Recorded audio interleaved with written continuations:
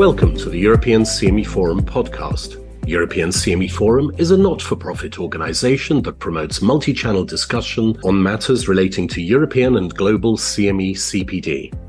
My name is Eugene Pozniak. I'm the Programme Director of CME Forum. The 16th Annual European CME Forum took place from 8th to the 10th of November 2023 in The Hague, the Netherlands. The theme of this year's meeting was Voices in CME-CPD, which we addressed from three angles to include external voices in CME-CPD, our own internal voices, and listening to each other's voices. To round off what has been an eventful year in CME-CPD, we've put together two podcast episodes with some of our highlights from 16 ECF. In this first episode, we will showcase insights on educational outcomes, formats and tools that were shared by our European and global education experts. One of the key themes of this year's meeting was measuring outcomes and impact in CME-CPD. In our first clip, Celeste Kalanko outlines why this should be measured. Obviously, we put education together. We do all this planning. We do needs assessments and come up with, tactics and design and all of these different types of items. But at the end of the day, how do we know if they're really effective, if they've made an impact? By the way, I love that terminology, and I think we're going to start adopting that as much, if not more, of the outcomes, but impact. If they've made an impact, first of all, on whoever our target audience is, but ultimately, ideally, has this made any type of impact on the patient or community health in any way, shape, or form? Next, Kate Regnier of the ACCME describes the levels of change that are typically measured by providers. The change in learners that we want you to measure for is at the lowest level competence, and then performance, and then patient outcomes. And it really depends on what you've designed the activity to measure or design to change will help drive what you measure. So from an accreditor standpoint, though, that's part of our framework. When we were preparing for this, I looked at some data that we have. We publish data every year about all of the education that our providers offer. For example, last year there was about 230,000 activities offered in our system. We accredit about 1,600 organizations. And we ask for every activity what was measured, what was the change that the providers were looking for.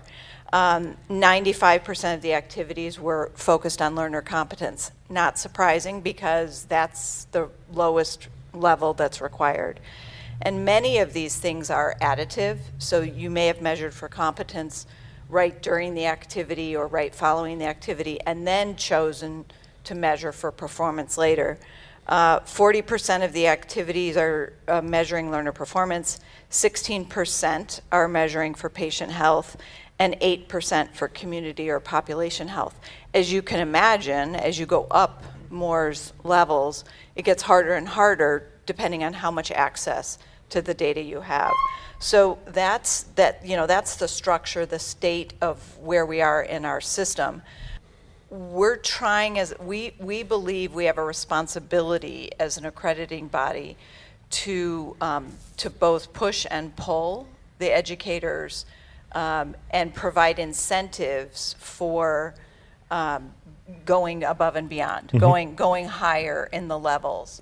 And so I mentioned the commendation criteria.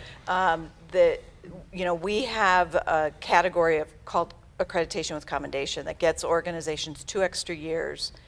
And in order to apply for that, you have to actually demonstrate that you are achieving outcomes. So you didn't just measure for it, you are actually able to demonstrate that you achieved outcomes in terms of performance, patient outcomes, or community population health. That one of those three is required.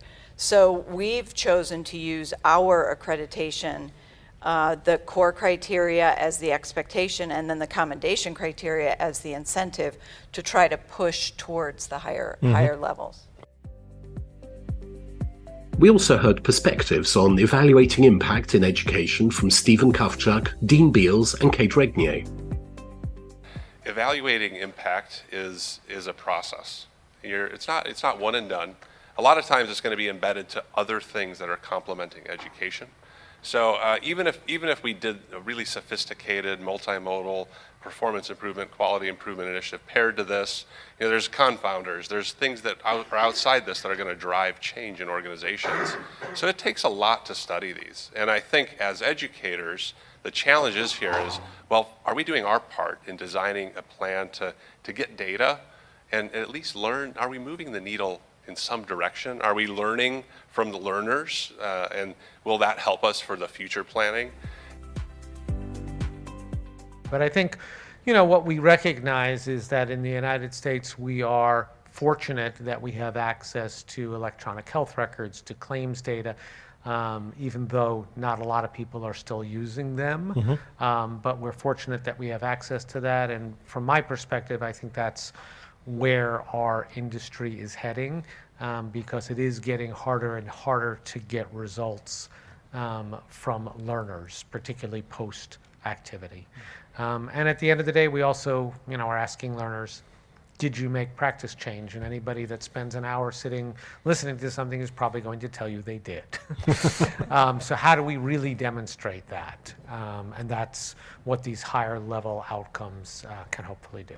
So. And in terms of access to that data, so we heard it's coming to Europe. Does that need a new muscle in your skills of interpreting that data and so on? Is that something that's aggregated? How do you make use of it? It does require. It is different. It is a different way of looking at, rather than pre-post and 30-day or whatever data. It requires either you learning new skills or hiring people, which is what we do in some cases, who have expertise in being able to analyze data from electronic health records, because it really is a different way of looking at some of that data. But it's important, and I think it's going to be a skill set that all of us are going to need moving forward. Two thoughts. One, stop worrying about knowledge transfer. Don't teach about knowledge transfer things that they can look up on their phones. Focus the education on skills, strategy, judgment, teamwork, communications, leadership, adaptive learning, things like that, right? So take the education up away from knowledge necessarily. The second is something that we've talked about for a couple days now, and that is embed your evaluation or assessment into the education itself. It will make it more impactful unless it is really true performance improvement or quality improvement, in which case you're using data that's measuring those things. You don't have to ask the learners for surveys because you're going to measure their actual performance or quality improvement. But if you're not doing performance improvement or quality improvement, you're doing other types of education, put the evaluation into the education itself. Ask reflective statements at the conclusion of the activity about what they might change as a result, what they will do differently, what they will stop doing as a result of engaging in the education. It will be more impactful. This was followed by some final words from Lawrence Sherman, who spoke about the need to be realistic about our expectations for outcomes and impact in education. Learners will not all change because we gave them and they participated in an educational activity. So we have to be realistic when we're looking at the impact and outcomes. You all know the Prochaska trends theoretical model? Readiness to change. It's like the diffusion of innovation theory in education. It takes people different amounts of time to learn or to make a change or to believe that something needs to be done. And so we have to be realistic when we set expectations with grantors, with learners, with bosses, and with ourselves, that not everything will happen the way we think it's going to happen. Right? In this room, not every piece of content was relevant to every one of us 100% of the time. So sometimes we were looking down at our phones. Sometimes we were looking but not listening, right?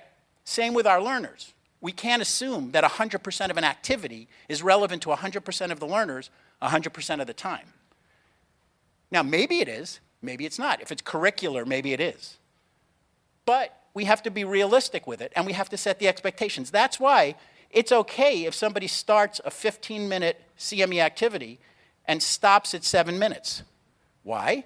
Because they got to the thing that they were looking for, they learned it, and they're done. And we have to help to advocate for that. Another key topic at the meeting was microlearning. In this next clip, education provider Megan Coulihan shares a definition of microlearning. So let's talk about how we define microlearning. So first of all, before I'm going to tell you what it is, let's talk about what it isn't. So it's not a new concept. It's been around for a while. It is not necessarily confined to just a few minutes, although it could be. As I said, the most widely accepted, I believe, is 3 to 5 minute range. Microburst is not limited to video format. You can do it in live, and we do it all the time. And it's not just, perhaps most importantly, taking one really long thing and splitting it into chapters. That doesn't count. So what is it? So it is delivering content in small, bite-sized segments, highly focused content, and that might be the most important thing that I say today regarding content is you've got to be really narrow and focused in order to be effective in microburst learning. It's able to adapt to learner pace and speed of learning. And truthfully, it's how we consume most content in 2023. If you think about the way you watch things, read things, engage in social media or otherwise, there's a lot of microbursts going on out there. It sort of happened, I think, inadvertently and accidentally, but this is the way most of us learn now.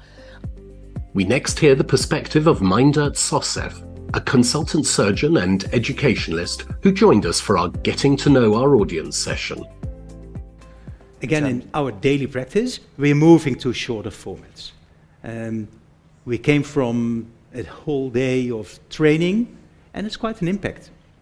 So if you squeeze it in, let's say 3 or 4 hours, the end of the day, it works better. So there is this trend to smaller training sessions.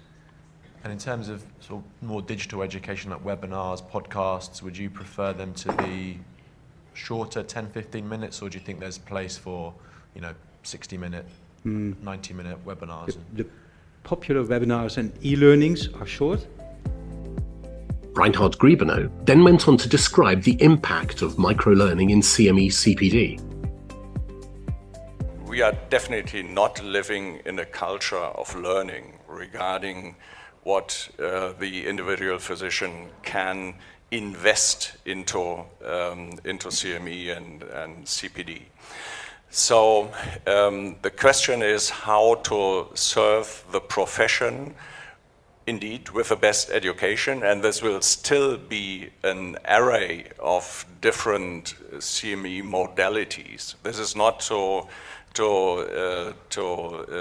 scare you or to bring down your motivation to plan good education and have a good design or so.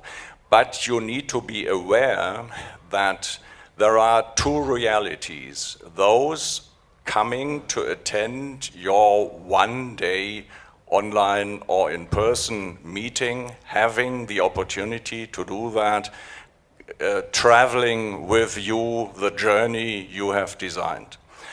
And the others who need information now, who have not the time to invest into such an activity, may nevertheless use what you are offering more or less selectively. And this brings me to a different type of education and information.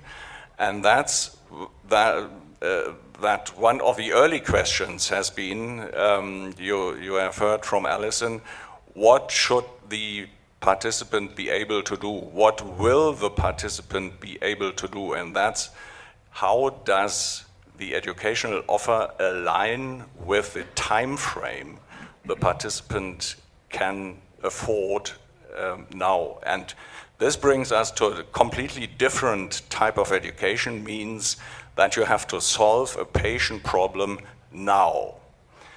And now we are in the discussion, is it education or is it information?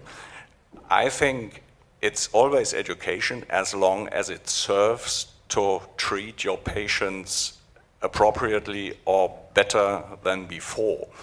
And if you have the opportunity to solve a patient-related problem now, this is translated to Moore's pyramid directly related to level 5 and 6. Yeah, so we are not starting from the scratch. We are talking about experts who have all the puzzle pieces available, and maybe 1, 2, 3 are missing, which need to be filled now. And that's about impact of education. Yeah, it has a direct impact on patient treatment. We conclude this topic with a roundup of perspectives from the accreditors, represented by Nathalie Paulus from IACME, Kate Regnier from ACCME, and Reinhard Griebenow of EBAC, with a final comment from Lawrence Sherman.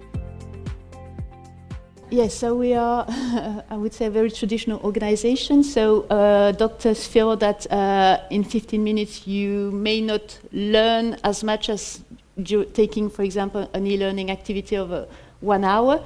But minds are changing and attitudes are changing, and mainly also due to COVID and to providers asking us for accreditation of microlearning. So the first step was to reduce it from 1 hour to 30 minutes. Perhaps at the next conference we'll manage to reduce it from 30 minutes to 15 minutes, but I'm counting on you to address this issue with the UMS decision makers, and I think that eventually you'll manage to have it. Can I just, I want to just clarify one thing about the 15-minute. So in our system, the requirement is that credit is earned in 15-minute or increments, but we know many organizations that actually do even smaller bits of learning, true micro-learning. Maybe it's 2 minutes, maybe it's 3 minutes, and they just accumulate that learning in their system until at least 15 minutes is earned, or quarter of a credit is earned, and then it can be awarded. So it's really important for us as accreditors and you as providers to understand all the different flexible ways that you could deliver education and just, like I said, deliver the credit in certain increments. I think, if I might comment just one sentence, microlearning describes a certain type of behavior of the learner. It's not how long the unit is. And you may discuss what's a reasonable minimum duration, and that may be 15 minutes or 10 minutes or so. We yesterday had a nice example where you can have in a 10 minutes video so much information which you cannot work on in 10 minutes. Yeah? But microlearning is a certain behavior, and the question is, does the accrediting body allow this behavior? Exactly. And this has technical implications on the side of a provider, means tracking. Yeah, and someday we may even move away from time as the unit of sure. measurement. For sure. Wouldn't that be nice? Our final topic in today's episode focuses on the use of AI in CME-CPD. The next clip features some thoughts on incorporating AI in education from Kate Regnier, Monica Gidinelli, and David Woduszek. I think we're at an interesting phase of the intersection of technology and different generations to be able to figure out, is it going to have a good impact, a bad impact, or is there a balance in that? I think one of the things that we've heard from our accredited providers is COVID caused all the education to go virtual, and a significant amount of it to be recorded or enduring. Some of it was live, but a lot of it recorded. And I think that we heard that clinicians missed being together because they want to be able to interact and learn from each other. And it's a shared experience of developing expertise. That's why, For example, case conferences are so popular because they're really working together to solve problems. And so I think AI is going to be something that is going to be a tool and going to be used to explore and expand the information inflow, but still judgment and critical skills and differences amongst patients and social determinants of health and things like that are going to be part of the equation. So for new formats, or what is the direction? I mean, I think that I want to make a comment regarding, so now we have a lot of new technology, we have a lot of simulation, we have virtual reality, we have augmented reality.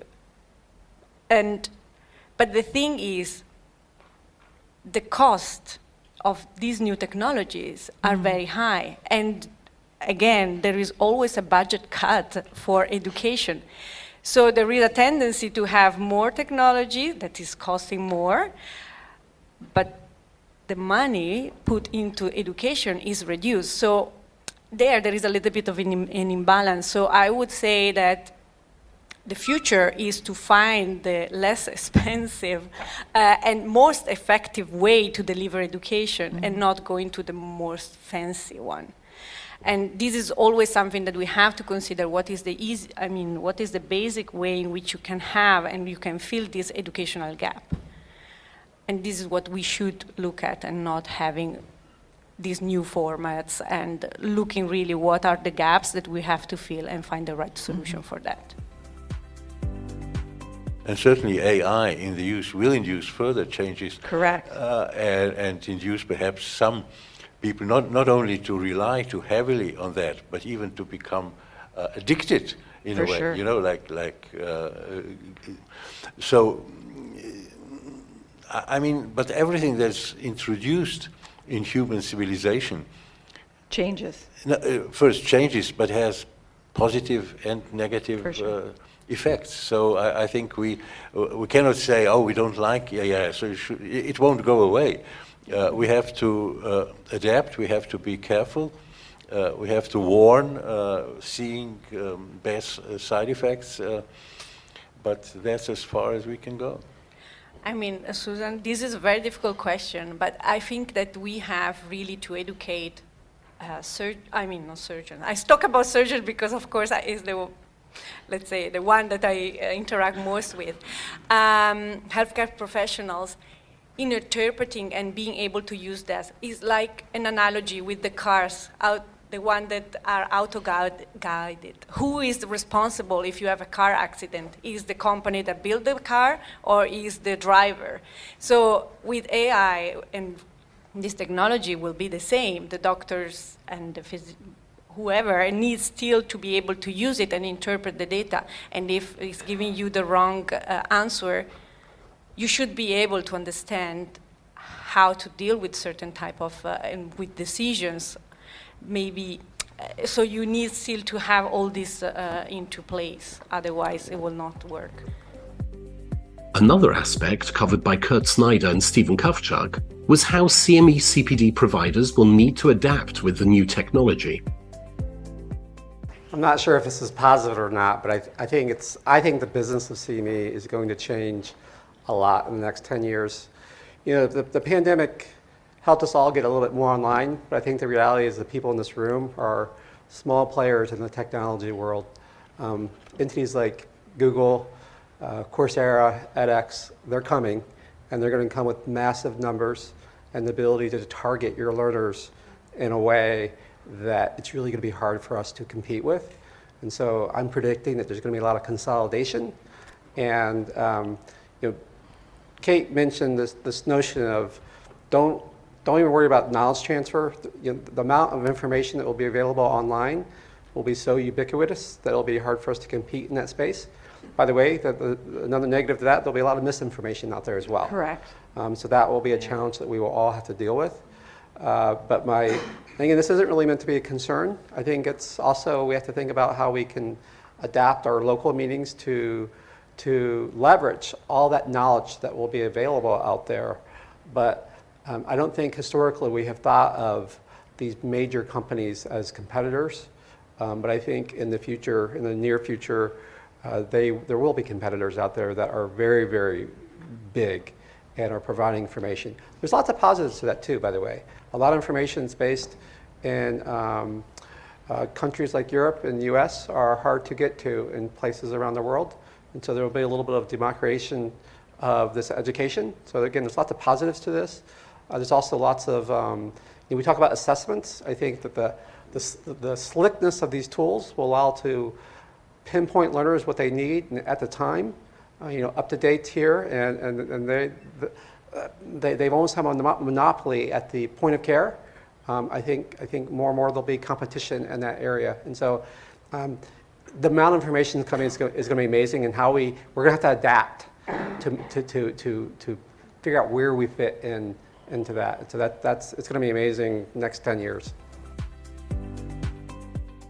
So from my point of view, it's a long-standing idea, but I think a bigger priority than ever for providers to aim higher. There's so many efforts underway to improve care goals at the clinic care or hospital care levels or community health levels, and all of those are happening without CME at the table. So whatever we can do to get at the table to drive that, because we have a lot of value add. We're not going to be the leaders of it, but we're going to amplify that. We're going to make those things more effective. So whatever you can do to marry yourselves up to those units and stay at the table is really critical for our relevance in the future. And then from a technology standpoint, so think globalization. So I really don't think the issue in healthcare is expertise. I think knowledge is pretty much known consistently globally. It is really a care delivery issue at its core. And so I'm lucky to work for an integrative global healthcare system that's really working hard to make care consistent, whether you're in Cleveland, Ohio, or in Abu Dhabi, or in London, et cetera. And so we're tinkering with VR to where we're having teams practice all sorts of scenarios that's not geographically bound. So these people are never going to be caring for the same patient together, but they're going to work as if they're the same team caring for patients consistently. And so and this is new, we're tinkering with it. I don't know how that's going to work, but I think technology can be harnessed to make care more consistent. We also heard an accreditor perspective on the use of AI from Kate Regnier. So from an accrediting body perspective, there's a couple of different things going on. First of all, and many of you probably are doing the same, we're trying to look at what policies to set for our own staff on the use of AI. You realize if you put questions or queries or information in to the large language models, it becomes public. And so you've got to be really careful about confidential information. So that's internal. External, we're looking at what use AI could have in actual accreditation and or disclosure by the providers if they've used AI, for example, to write their self-study report. I was at a meeting just 2 weeks ago, and one of the academic medical centers in the US put in a bunch of statements about the value of accreditation with commendation from the ACCME, and it spit out this wonderful, amazing paragraph that I think we should use more. So it's kind of interesting to think about full disclosure in actual accreditation. And then probably most importantly, what policies you might have for your faculty about the use of AI in developing content, and the fact that even if AI is used, you have to ensure the content is valid. There's still significant flaws in the system about whether things are accurate, reliable, valid. So the faculty use and then disclosure to the learners. Several of the large journals, at least in the US, I'm sure here, are starting to require the disclosure of AI as a journal author if it has been used in the creation of an article. So those are the sort of regulatory things we're looking at. We conclude this segment with some final thoughts from Lawrence Sherman on looking ahead to a new generation of learners. So I think it's interesting, but I don't think it's just us that has to think about this. I was recently at a conference, and it was primarily undergraduate health professions educators, and they're looking at how they have to change the curriculum and the way they're teaching the students, because before we taught students to have all the answers and then update them regularly. Now they have to teach them to be master adaptive learners, to know where to go, to know how to use new technology, how to put it into place, how to test if it's working, and how to then make the change in practice. So we're going to inherit a different generation of learners very soon. So we need to have the conversations with those folks so we know how the learners are being prepared to be lifelong learners, which is different from the way some of us were prepared in the last century. We hope you enjoyed these select highlights on educational design and outcomes from 16ECF. If you attended the meeting, please complete the brief post-meeting survey and let us know your thoughts. There's a link in the show notes. As you will have seen during the meeting, your feedback is really important in our future planning. Registered participants will also have exclusive access to recordings from the meeting sessions, which will be made live in the new year. Thank you for listening, and tune in next time for part 2, our final episode of the year, where we will share further highlights from 16ECF about the rules and regulations around CME-CPD, accreditation, compliance, the grant proposal process, as well as providing some additional background to EACME 3.0, the exclusion of UK learners from industry-funded international accredited CME, and other things relating to European and global CME-CPD.